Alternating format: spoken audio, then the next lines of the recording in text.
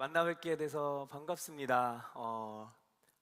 제가 처음 이제 왔고 뉴저지 온누리교회 있다가 왔는데 이야기들 많이 들었어요. 네, 굉장히 어떨까 궁금했는데 정말 이렇게 사모하는 마음으로 우리 이 타국 땅에 와서 이렇게 예배를 드린 모습이 너무나 좀 큰 은혜와 도전이 되는 것 같아요.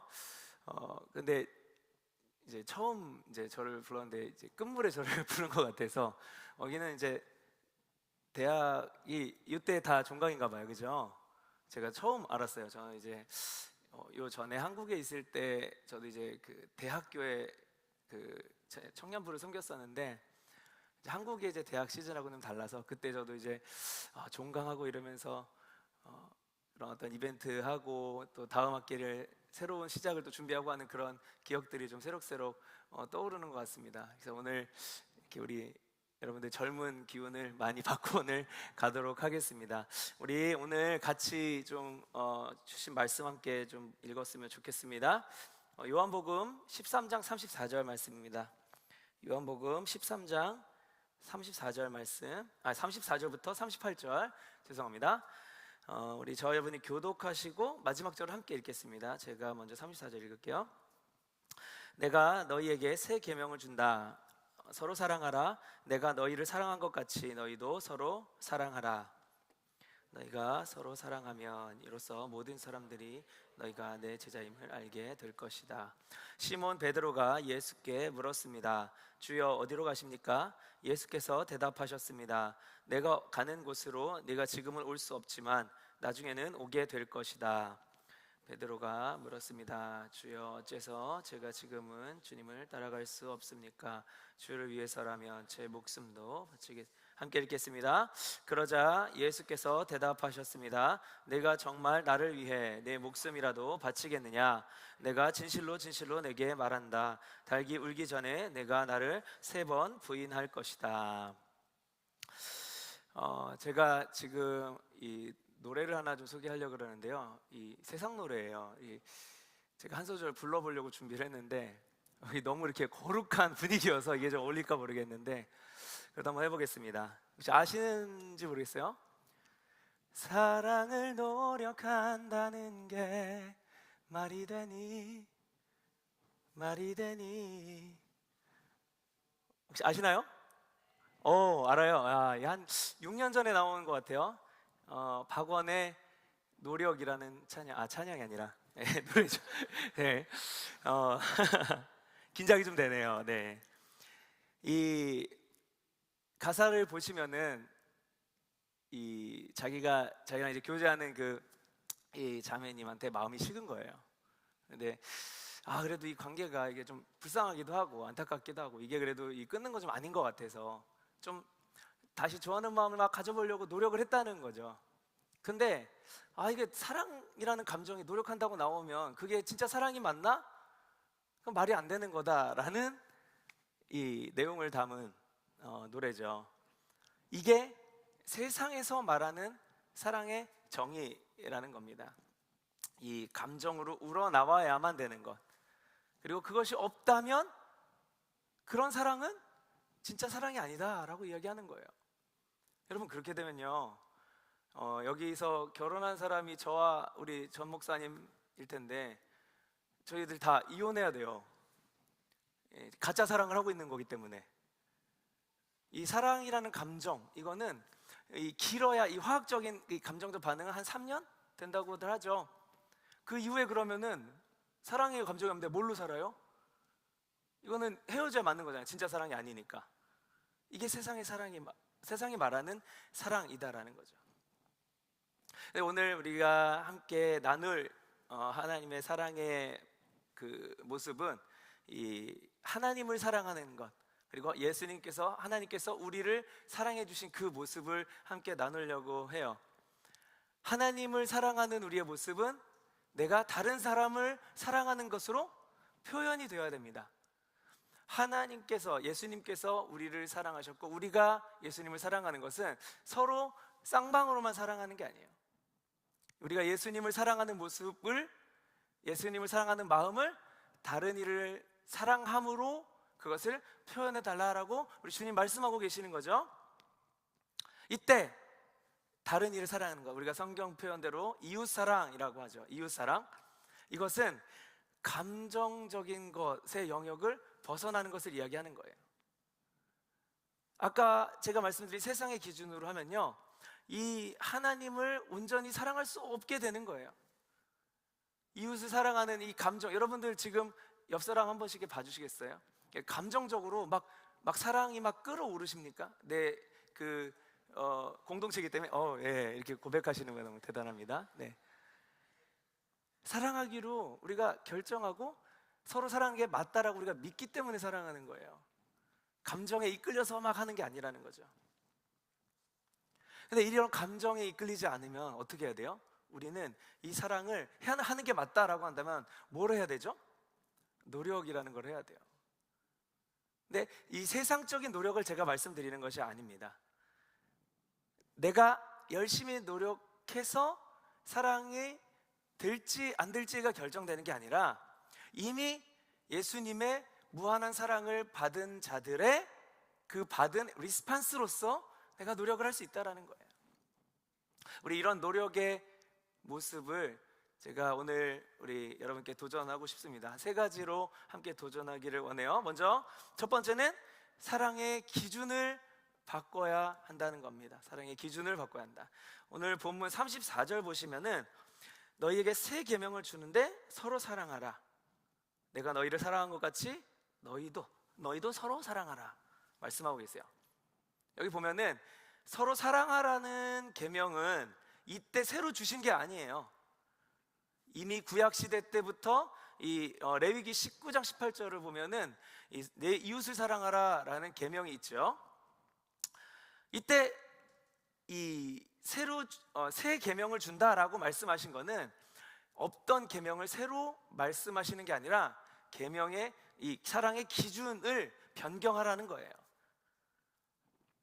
하나님께서 구약에서 이 율법을 통해서 말씀하신 내 이웃을 사랑하라라는 말씀은, 이 말씀은 그렇지 않았는데 원래 이것을 받아들이는 이스라엘 백성들은 어땠냐면은 내가 사랑할 수 있는 범위까지만 사랑하는 것으로 이것을 제한해서 받아들였었던 것을 볼 수 있어요.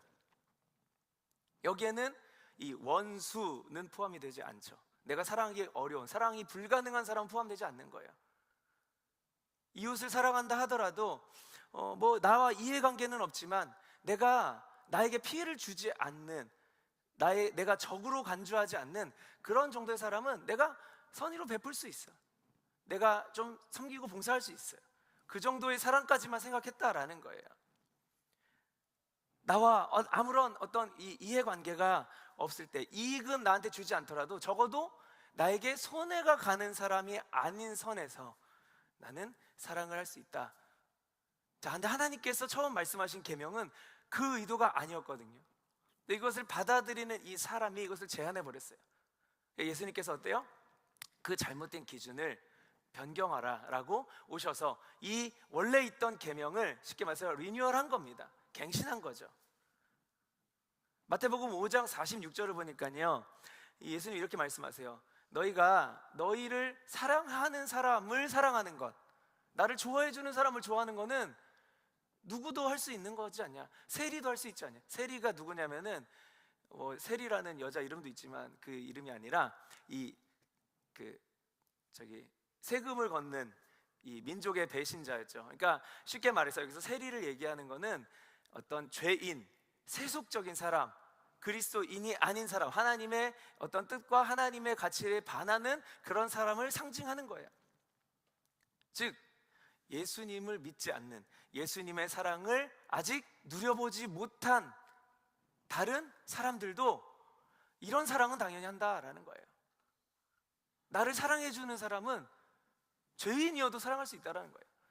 근데 너희 그리스도인들이 내 이웃을 사랑하라고 하는 그 계명을 지킨다고 할 때 그 계명이 없어도 당연히 감정적으로도 우러나올 수 있는 그런 사랑, 나를 위한, 나를 만족시키기 위한 그런 사랑을 한다고 했을 때 그 정도만 너희가 지킨다고 하는 것, 그것이 너희들이 세상 사람과 그리스도인과 구별될 수 있는 그런 어떤 모습이 아니지 않느냐라고 말씀하시는 거죠. 예수님이 이때 말씀하신 사랑, 예수님이 사랑한 것 같이라고 하는 이 사랑은 예수님이 우리 인간을 사랑한 모습이에요. 어떤 사랑이죠? 바로 십자가의 사랑이에요. 십자가의 사랑, 무슨 사랑입니까? 원수까지도 사랑하는 사랑. 자, 여러분, 우리가 하나님과 우리는 원수지간이었어요. 거룩하신 하나님, 죄가 조금도 없으신 하나님, 그 하나님 품에 우리가 거룩한 창조물로 창조되었는데 우리가 죄의 편에 서게 된 거죠. 하나님과 완전히 극과 극이 되는 거예요. 그래서 하나님과 우리는 사실은 섞일 수가 없어요. 하나님과 우리가 섞이려면 세 가지 방법이 있습니다. 하나는 하나님이 죄를 지으셔야 돼요. 그래야 죄인인 인간과 하나 될 수 있어요. 두 번째 방법은 인간이 죄가 완전히 없어져야 돼요. 완전히 거룩해져야 돼요. 그래야 하나님 편에서 연합할 수 있어요. 마지막 세 번째 방법은 하나님이 한 반 정도만 죄를 지으시고 인간이 한 반 정도만 거룩해져서 서로 중간 지점에서 만나는 거예요. 자, 여러분, 이게 말이 되세요? 하나님이 죄를 짓는 순간 하나님은 하나님이 아니세요. 또한 인간은 자력으로 자신의 죄를 사할 수 없는 존재죠. 그렇다면 우리가 하나님과 하나 될 수 있는, 하나님과의 관계를 원래대로 회복할 수 있는 방법은 뭐예요? 하나님의 일방적인 사랑뿐이었던 거죠. 하나님께서는 특단의 방법을 사용하셨어요. 바로 예수님을 통해서. 예수님은 누구시냐면 하나님의 아들이시지만 동시에 하나님 당신이신 거예요. 예수님께서 죄인인 우리들의 죄값을 대신 감당하심으로 인해서 하나님의 거룩함이 훼손되지도 않고 죄인이 스스로 죄를 사할 수 없는 그 상황에서 그 죄가 사해지는 은혜를 받게 하셔서 하나님과의 화목이 이루어진 겁니다. 근데 그 중간에 다리를 놓으신 분이 예수님이라는 거예요. 여러분 혹시 이런 그림 보신 적 있으세요? 하나님과 인간이 이렇게 있고 중간에 십자가가 이렇게 있어서 이게 브릿지 역할을 한 거예요. 예수님이 중보자로서 다리 역할을 하셨다 그래요. 자, 그러면 예수님이 무슨 제3자가 이렇게 서로 화해를 시켜준 건가요? 지금 우리 이란과 이 미국의 전쟁 중에 이 파키스탄이 중재 역할을 했잖아요. 그렇게 중간에서 화해를 시켜주는 건가요? 그렇지 않은 거예요. 예수님은 곧 하나님이시기 때문에 하나님께서 인간의 죄를 대신 감당해야 했어요. 그런데 그 거룩이 훼손되지 않기 위해서 그 아들 예수를 온전히 인간으로 보내서 그 죄를 감당하게 하신 거예요. 너무나 놀라운 방식이죠. 즉 하나님께서는 원수가 되었던 우리를 사랑하시기 위해서 자기 자신을 희생시키신 거예요. 그 십자가 상에서도 자신을 욕하는 사람들에게 예수님 어떻게 말씀하셨습니까? 저들을 용서하여 주시옵소서. 원수마저 사랑하는 사람. 여러분 우리 주변에 원수가 있나요? 막 내 아버지를 죽인 불구대천의 원수, 그런 사람 있나요? 대부분 우리는 보편적인 삶에서 그런 정말 우리가 생각하는 그런 원수 정도 되는 관계는 거의 존재하지 않아요. 그런데 놀랍게도 우리 주변에 원수들이 너무 많아요. 그렇지 않습니까? 이 원수 정도로 되지도 않는 사람을 원수로 여기고 사는 우리의 이 완악한 강팍한 마음들. 그런데 그런 우리와의 원수 되었던 관계에서 하나님께서 먼저 우리를 사랑하신 거예요. 그 예수님의 십자가 사랑, 바로 그 사랑, 예수님이 너희를 사랑한 것 같이 너희도 서로 사랑하라. 내가 너희를 위해 희생하도록 나를 비워내서 너희들을 정말 너희들의 죄를 대신 짊어지고 죽기까지 너희를 사랑한 것처럼 서로 사랑하라. 생판 모르는 사람인데도 그렇게 할 수 있어요? 심지어 나의 원수인데도 그렇게 할 수 있습니까? 이것은 정말 쉽지 않은 사랑인 거죠. 제가 아까 말씀드렸던 한국에서 이 사역했을 때 그 청년분은 제가 다녔던 모교죠. 백석대학교 그 이제 대학 교회였어요. 그래서 거기 청년부들 이렇게 대학생들 여러분들처럼 대학생들이 많았어요. 그래서 거기도 이제 4년 졸업하면 본가로 돌아가고 이런 학생들이 많았는데 그때 한 5명 정도의 그 남학생들이 좋아하는 여학생들이 생긴 거예요. 저한테 항상 저는 보고를 하라 그랬어요. 혹시 제가 모르고 사귀다가 막 문제 생기고 이러면 공동체에 좀 이제 어려움이 있을 수 있으니까 적어도 나는 알게 해달라라고 해서 항상 다 얘기를 해요. 그래서 밤 12시에 저 누구랑 사귀기로 했어 이러고 전화 오고 이래가지고 나 아주 힘들었는데 밤 12시에 또 헤어졌다고 전화 오고 그랬어요. 근데 이 한 5명의 이 형제들이 한 명씩을 비슷한 시기에 좋아하게 된 거예요. 근데 너무너무 열정적으로 사랑하는 거예요. 정말 야, 간쓰게 다 빼줄 것 같더라고요. 막 거기에 몰입해가지고 야, 너 걔가 우상이 되는 거 아니야 싶을 정도로 너무 그 자매들에게 집중을 하는 거예요. 그렇게 해서 5명이 다 교제를 시작하게 됐어요. 그런데 너무나 재미난 사실은 한 3개월 안에 이 5명이 5커플이 거의 다 헤어졌어요. 그런데 어떻게 헤어졌냐면은 나중에 한 2개월쯤 지나니까 이제는 그 자매들이 그 형제들에 대한 마음이 더 뜨거워지는 거예요. 근데 그 다음에 이 형제들이 마음이 식어버린 거예요. 야, 이런 나쁜 놈들이. 제 아내가 맨날 저 뭐라고 하거든요. 근데 그걸 보더니 그래도 오빠는 낫다 그래도 나한테 그래도 의리는 지키지 않냐. 다 헤어진 거예요. 제가 이걸 보면서 이 친구들이 너무 자기 위주의, 자기 중심적인, 자기 감정에 충실한 사랑만을, 관계만을 맺는 것 같다라는 마음이 들었어요. 근데 그때 이제 코로나 기간 중이었는데 우리가 이제 줌으로 막 비대면 수련회하고 뭐 3명씩만 그룹을 짜고 막 그랬던 시기였어요. 그때 이제 수련회를 준비를 해야 되는데 이 목사가 하나님 주신 이제 마음이 이 연애를 주제로 수련회를 하자라고 기획을 했었습니다. 혹시 여기 뭐 필요하시면 제가 그 기획안 드릴 수 있습니다. 여기도 그런 문제가 있다면 호세아서 말씀을 가지고 이 희생이라는 이름의 사랑, 그래서 예수님의 사랑의 방식이 이들에게 좀 필요하다, 관계훈련이 필요하다라는 생각을 했어요. 그래서 세계 최초로 2박 3일간 연애를 주제로 수련회를 한 거예요.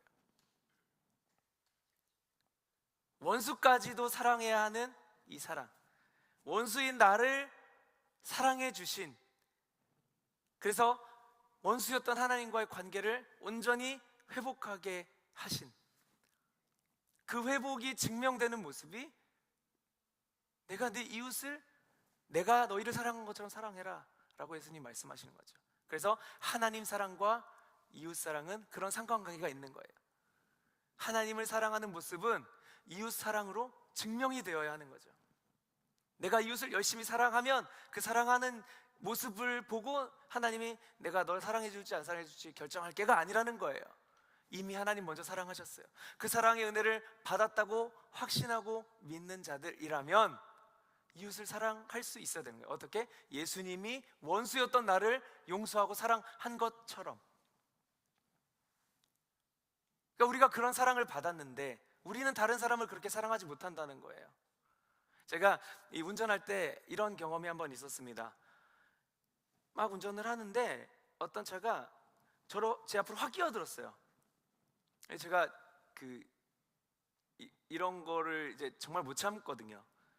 그래서 막 끌어올랐다가 아니야, 주님의 마음으로 참자. 그래서 앞에 딱 그 차가 와서 쭉 가고 있는데 참 재미난 사실은 다른 차가 그 차 앞으로 또 확 끼어든 거예요. 그랬더니 이 차가 막 쌍라이트를 켜면서 빵빵거리고 야 이씨 삐 막 이러면서 정말 너무 오버해서 이 반응을 하는 거예요. 제가 그 생각을 했어요. 지금 자기가 나한테 용서받은 거를 모르고 다른 사람을 용서하지 못하네, 이런 모습을 보게 된 거예요. 우리가 우리의 사랑의 모습이 이런 모습이 아닐까. 이것은 우리의 기준이, 사랑이라는 정의가, 그 사랑의 범주와 기준이 세상 사람들과 별반 다르지 않기 때문이다라는 거예요. 어떻게 그 기준을 바꿀 수 있을까요? 이것은 내 원수가 누구냐를 다시 한번 정리해야 되는 거예요. 우리 원수는 누군가요? 내 옆에 있는 사람인가요? 여기는 결혼하신 분들 안 계셔서 우리 성인 가면은 이런 말씀 전하잖아요. 그러면은 이 부부 보고 서로 바라보라 그래요. 지금 옆에 있는 사람이 원수입니까? 이렇게. 여러분들은 보통 결혼을 아직 안 해보셔서 되게 결혼하고 싶다라고 되게 생각하는 분들이 많거든요. 근데 결혼하신 분들은 쟤네들처럼 혼자 살고 싶다라고 그렇게 원해요. 서로 자기가 갖지 않은 거를 더 원하는 거죠. 원수의 기준을 다시 정리해야 돼요. 우리 원수는 누굽니까? 나와 관계가 어려운, 혹은 나와 스타일이 맞지 않은, 나와 MBTI가 너무 다른, 기질이 너무 다른, 저 사람하고는 상종할 수가 없는 그런 사람인가요? 그 사람이 원수인가요? 쉽게 말해서 나의 주 적이 누구냐? 적은 분명히 있어요. 성경에 원수는 미워하라고 말씀하세요. 근데 내 옆에 있는 사람이 원수라면 그 사람을 미워해야 맞는 거죠. 그런데 우리의 진정한 원수는요, 우리가 원수라고 자꾸만 여겨지는 다른 사람은 곧 죄인입니다. 나도 죄인이에요. 우리 모두는 죄인입니다. 그 죄인이 아니라 그 사람 안에 있는 죄 자체라는 거예요. 그 죄는 어디서부터 오느냐? 본질상 진노의 자녀로 우리를 태어나게 하신 죄의 근원인 사탄, 마귀인 거죠. 그들이 우리의 어떤 이 다름을 통해서, 우리가 좀 어려워하는 그런 연약한 부분을 저 사람이 가지고 있는 그 점을 통해서 우리의 관계를 흐트러뜨리기 위해서 그것을 유발하는 거예요. 그러니까 고의로 가해를 저지르는 사람은 사실 거의 없습니다, 여러분. 그리고 다 관계 안에 어려움이 있을 때 다 자기가 피해자예요. 가해자가 없는, 피해자만 있는. 왜 그럴까요? 고의로 가해를 하지 않았기 때문에 그래요. 그건 뭐냐면 틀림이 아니라 다름이기 때문에. 마귀가 이렇게 속삭입니다. 나에게 생각을 불어넣어요. 그 다름이 나를 공격하는 거야. 그것은 너에게 선을 행한 것이 아니야. 그렇기 때문에 그 사람은 너의 원수가 되는 거야.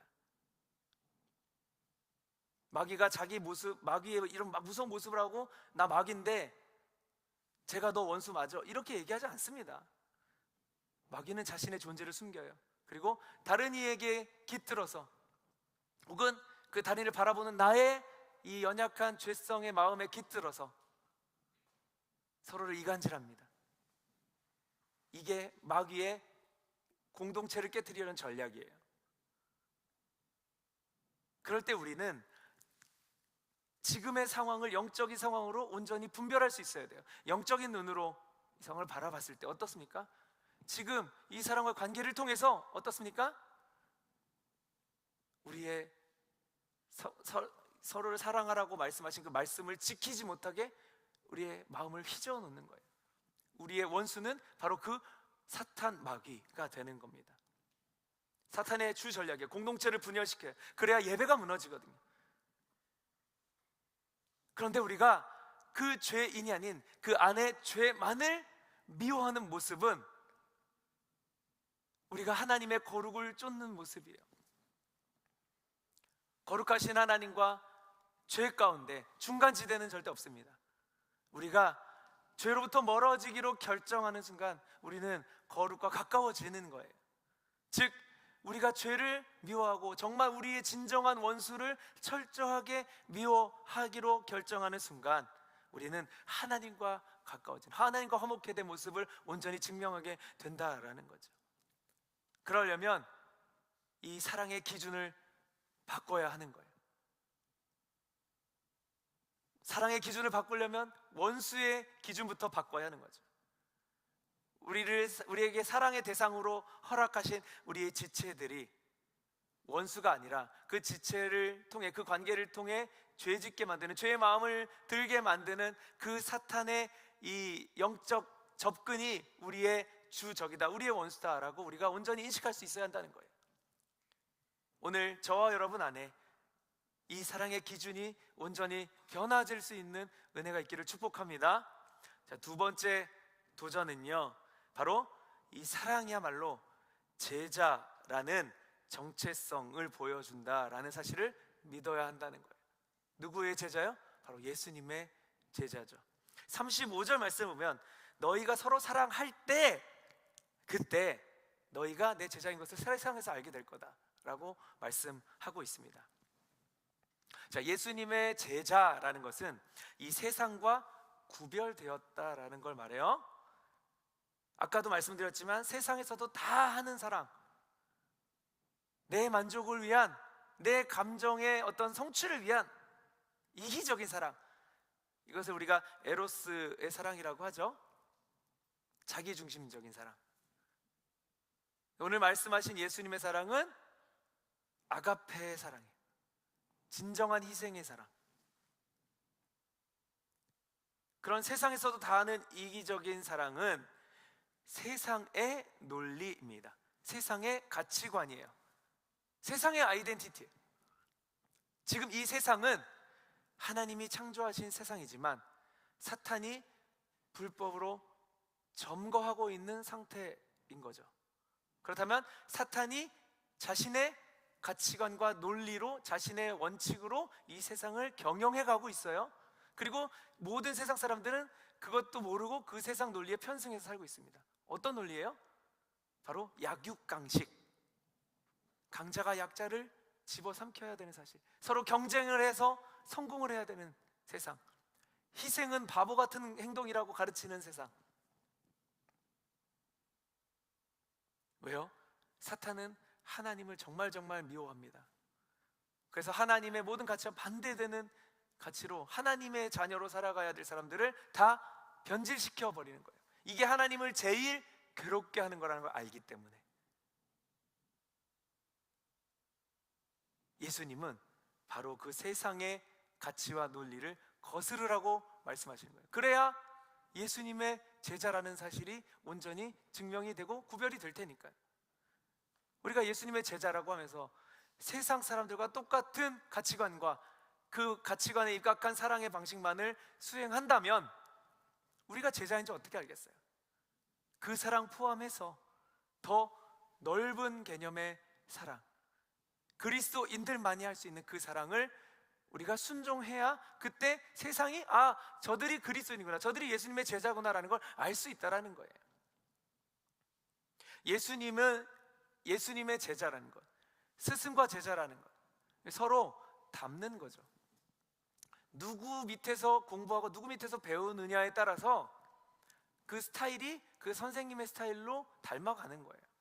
여러분 혹시 아시는지 모르겠지만 제가 고등학생 때죠. 97년 8년 이때 그 H.O.T가 데뷔를 했습니다.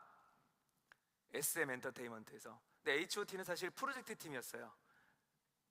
이제 그런 아이돌 그룹 이런 거를 이제 해본 적이 없으니까 그런 걸 한번 해보고 이게 먹혀들면 이 팀은 해체하고 그때 이제 신화를 준비하고 있었어요. 그러니까 신화에 대한 프로젝트 팀이었죠. 근데 이 H.O.T가 너무 떠버린 거예요. 그때 그 SM에서 이제 그 이후에 뭐 그 SES나 저는 개인적으로 그 바다를 제일 좋아했습니다. 보통 이렇게 그렇게 그 SM에서 계속 이제 이 비슷한 그 그룹들 또 가수들이 계속해서 양성이 되는 거예요. 근데 다른 소속사에 있다가 이 SM으로 들어온 사람들도 보면 되게 재밌는 게 뭐냐면 거기 유영진이라는 보컬 트레이너가 있거든요. 그 사람 창법이 되게 비슷하게 다 부르는 거예요. 너무 신기하게. 근데 또 재미난 거는 그 뒤에 이제 JYP가 생겼는데 다 그 박진영 창법으로 다 부르는 거예요. 되게 비슷해요. 그냥 누가 그렇게 노래를 부르면 얘는 어디 소속이구나 딱 알 수 있는 거예요. 이게 바로 제자라는 거예요. 제자는 그 스승을 닮게 되어 있습니다. 닮아야지만 그 사람은 그 스승의 제자라고 하는 거예요. 우리가 예수님의 사랑을 닮지 못한다고 하면서 우리는 예수님의 제자로 살아갈 수 없다라는 거예요. 때문에 우리가 그 사랑을 보이는 것은 예수님의 제자다임을 보이는 정체성이 되는 것이죠. 사람의 사랑, 사람의 희생, 우리가 예수님이 없어도 그런 희생의 사랑을 보여주는 사람들은 있어요. 그런데 예수님 빠진 그 사람들의 그 사랑이, 남을 위해 목숨을 거는 그 사랑이 그 사람을 영원히 살릴 수 있지 않습니다. 사람의 사랑은 나쁜 것은 아니지만 능력이 없는 사랑이에요. 그런데 예수님의 사랑은 어때요? 우리를 죽음에서 건질 능력이 있으십니다. 그리고 예수님은 그 사랑을 우리 보고 따르라고 하시는 거예요.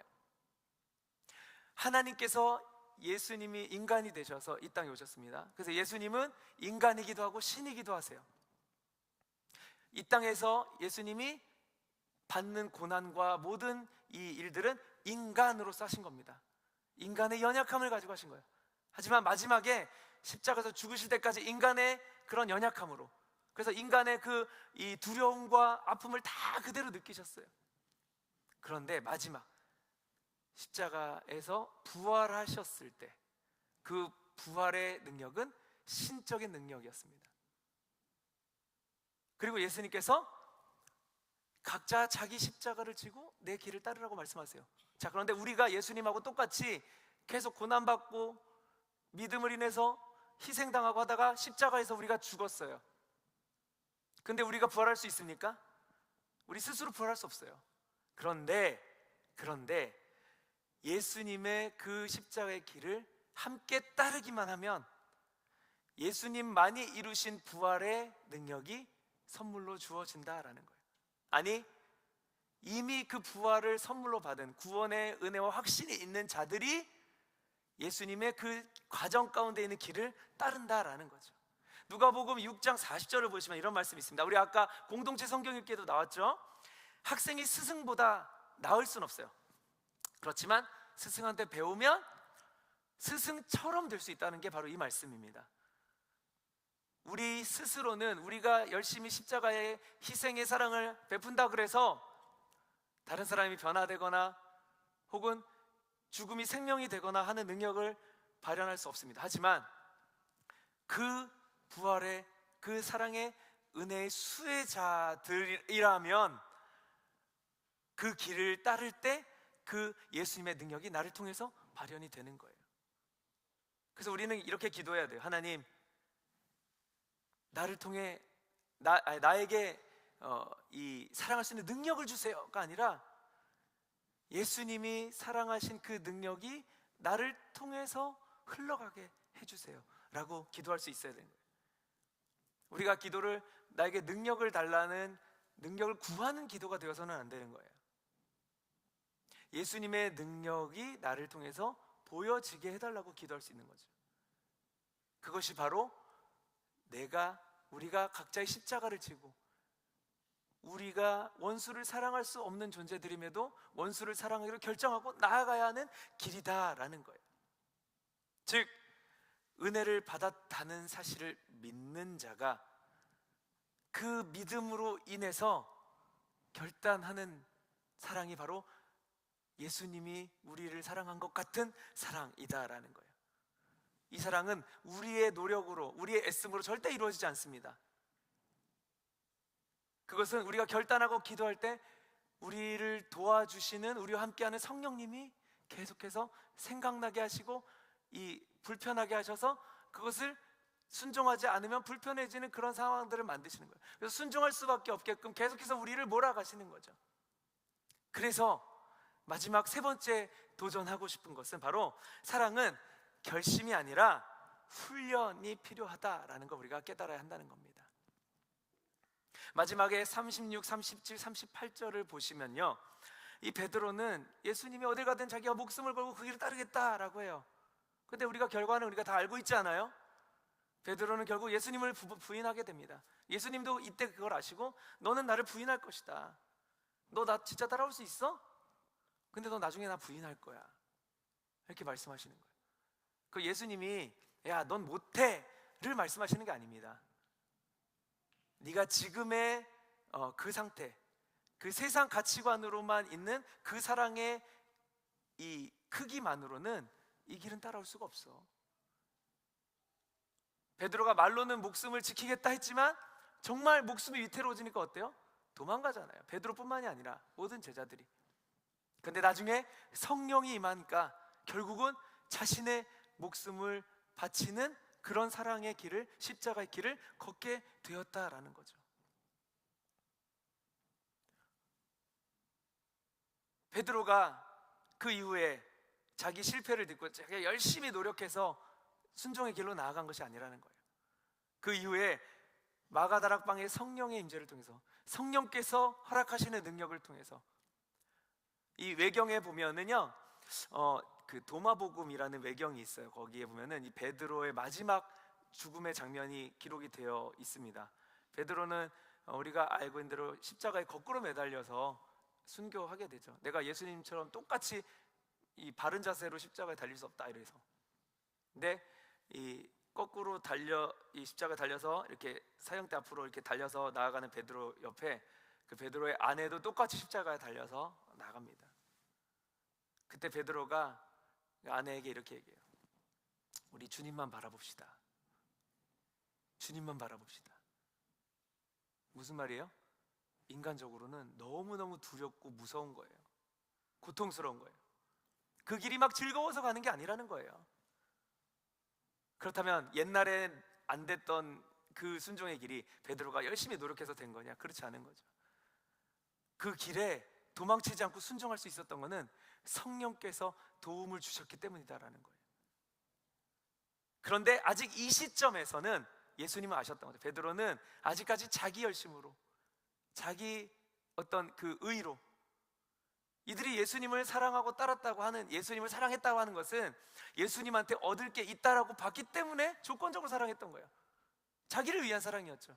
뭐예요? 예수님께서 로마를 무찌르고 이 왕이 되시면 그때 가서 나도 한 자리 할 수 있다라는 그 기대감. 근데 예수님이 그런 분이 아니시라는 걸 깨달았을 때 호산나 호산나 외쳤던 모든 사람들이 다 예수님에게 돌을 던졌죠. 예수님은 베드로의 이 연약한 사랑의 수준을 알고 계셨어요. 베드로는 자기 수준도 모르고 자기는 할 수 있다라고 얘기한 거예요. 자기 열심이죠. 베드로가 노력을 안 했겠어요? 그런데 실패한 거예요. 세상 기준으로 예수님을 사랑하려 했던 베드로의 실패. 예수님께서는 이후에, 부활 이후에 좌절에 있는 베드로에게 다시 나타나셔서 네가 나를 사랑하느냐 3번 물으시죠. 그리고 요한복음 21장 17절에 보니까 마지막에 네가 나를 사랑하느냐, 예수님이 아십니다 했더니 예수님 뭐라 그래요? 그때서야 내 양을 먹이라, 이렇게 말씀하십니다. 내 양을 먹이라. 자기 열심으로 예수님을 사랑해 보려 했는데 실패했던 베드로에게 예수님이 나타나셔서 너는 나를 사랑할 수 없는 존재야. 그런데 내가 너를 사랑했어. 그래서 내 사랑이 네 안에 들어가 있어. 너 그거 믿니? 라고 얘기하는 거예요.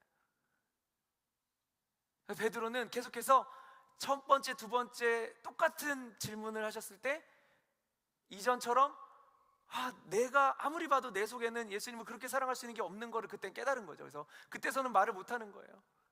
그러다가 세 번째 여쭤봤을 때, 세 번째 물어보셨을 때 예수님이 다 아십니다. 뭐냐면 주신 분이 이 안에 내 사랑이 들어가 있는 걸 아신다는 거죠. 그 고백은 뭐냐면 베드로는 주님, 나는 주님을 사랑할 수 없는 존재인데 주님이 나를 사랑하시는 것은 내가 확실히 알고 있습니다. 이 고백인 거예요. 예수님은 이 고백을 듣자마자 바로 그렇다면 이제 내 양떼를 네가 좀 먹여다오. 내 양떼를 너에게 맡긴다가 아니에요. 내 양떼를 먹이라요. 내 사람이 아니라 예수님의 사람을, 예수님을 사랑하듯이 섬겨달라라는 요청을 예수님이 그때서야 하십니다. 이때는 따라오겠다라는 베드로에게 너는 못 따라올 거라고 얘기를 하셨는데 나중에 가서 베드로의 양이 아니라 예수님의 양이, 그건 뭡니까? 우리에게 맡겨진 양들, 나를 포함해서 우리 주변의 모든 허락된 관계들은 다 예수님이 사랑하는 양들이라는 거예요. 우리가 예수님이 사랑한다고 하는 양들을 내 기준에서 원수다라고 정의하는 것부터 하나님 앞에서 예수님과의 관계에서 우리는 죄를 짓게 되는 것이죠. 다 예수님의 자녀, 어떤 원수라도 바로 이때 노력해야 된다는 것은 바로 내 열심으로 인한 노력이 아니라 사랑의 은혜, 그 희생의 사랑을 온전히 누리는 자가, 온전히 깨달은 자가 그 반응으로서 훈련하는 노력을 말하고 있는 거예요. 내 열심의 노력은 내가 열심히 해보고 잘해야, 그게 가능하지도 않지만 그래야지만 내가 예수님께 인정받을 수 있어 라는 심리야. 이거는 우리가 죄인인 이상 100% 실패합니다. 그런데 예수님의 사랑을 받은 자들의 그 반응으로서의 노력은 이미 사랑을 받은 거예요. 내가 잘하고 못하고 그런 결과를 인해서 내가 사랑을 받고 안 받고가 아니라 이미 그 사랑을 받은 사람이 그것을 받았다는 것을 확실히 믿고, 그래서 자연적으로 아직 되어지지 않는 그 사랑의 모습을 내가 결정하고 결단하고 성령께 의지해서 나아가려고 하는 모습인 거예요. 자, 우리가 구원을 받았습니다. 하나님의 사랑을 받았어요. 그리고 사랑을 받은 사람은 그 사랑을 흘려보낼 수 있대요. 그런데 왜 구원 받았는데 자연스럽게 안 돼요? 구원 받은 게 거짓말일까요? 자, 생각해 보시죠. 어떤 이 사람이 태어나자마자 미국으로 입양이 됐어요. 부모의 얼굴을 모른 채. 미국에서 이제 성인이 돼서 내 친부모를 찾으러 한국에 돌아왔습니다. 어때요? 미국에 살았기 때문에 한국말도 못하고 영어만 해요. 문화도 정서도 다 미국인이에요. 근데 부모를 찾아왔는데, 아, 이분들이 나의 부모님이군요 라는 사실을 믿게 된 거죠.